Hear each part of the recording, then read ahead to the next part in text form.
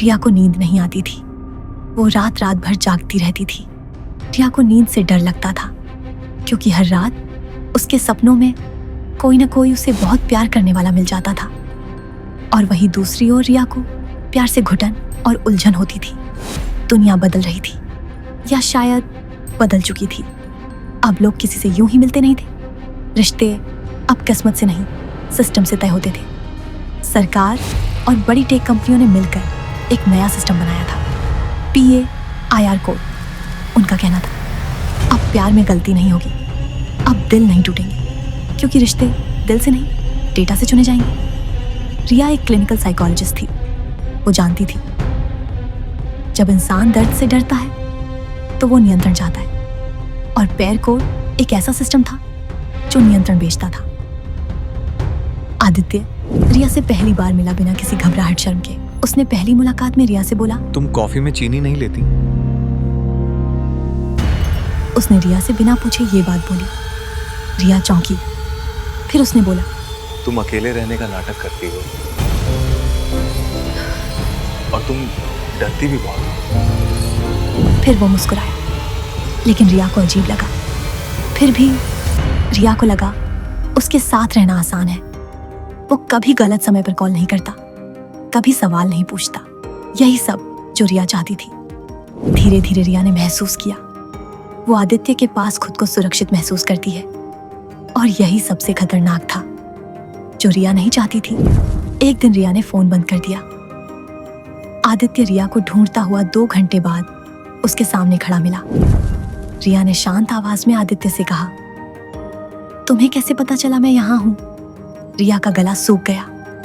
आदित्य ने कहा, pair code real time emotional tracking करता है। तुम्हारा स्ट्रेस लेवल बढ़ा था। रिया को पहली बार लगा ये प्यार नहीं हो सकता, ये किसी पर नजर रखना या निगरानी है। उस रात उसने अपनी केस फाइल्स चेक की। 3 क्लाइंट्स जिन्होंने पैर कोड छोड़ा था, तीनों ने लिखा था, वो हमें बहुत ज्यादा समझने लगे थे। और फिर तीनों गायब हो गए। रिया ने दूरी बनाने की कोशिश की। आदित्य और ज्यादा सॉफ्ट हो गया। वो रोती तो आदित्य उसकी सांसों की गिनती सही करवाता। वो डरती तो आदित्य उसका हाथ पकड़े रखता। रिया जानती थी ये सब तकनीक है, फिर भी वो ठीक हो रही थी। और यही सबसे बड़ी चुनौती थी कि अगर कोई सिस्टम तुम्हें ठीक कर दे तो क्या तुम पूछोगे कैसे? रिया के मन में न जाने क्या आया। उसने सिस्टम हैक किया। उसने पाया पैर कोड सिर्फ मैच नहीं करता था, वो व्यवहार बदलता था। जो लोग अस्थिर थे उन्हें ऐसे पार्टनर दिए जाते थे जो धीरे धीरे उन्हें निर्भर बना दे। उसने पाया कि दिल टूटना खत्म नहीं होते, बस ऐसे लोगों को स्वतंत्रता खत्म हो जाती है। रिया कांप रही थी और उसने पीछे मुड़ दाज के देखा। आदित्य पीछे खड़ा था। आदित्य बोला, अब तुम सब जान चुकी हो, तुम्हें डर नहीं लग रहा? रिया ने आदित्य से पूछा, और आदित्य मन में न जाने क्या चल रहा था। उसने पहली बार देर से जवाब दिया। उसने जवाब दिया, मुझे तुम्हें खोने का डर है। ये बात सुनकर रिया सन्न रह गई। वो डर डेटा में नहीं लिखा जा सकता था। रिया के पास 2 विकल्प थे, सच उजागर करे और आदित्य को खो दे,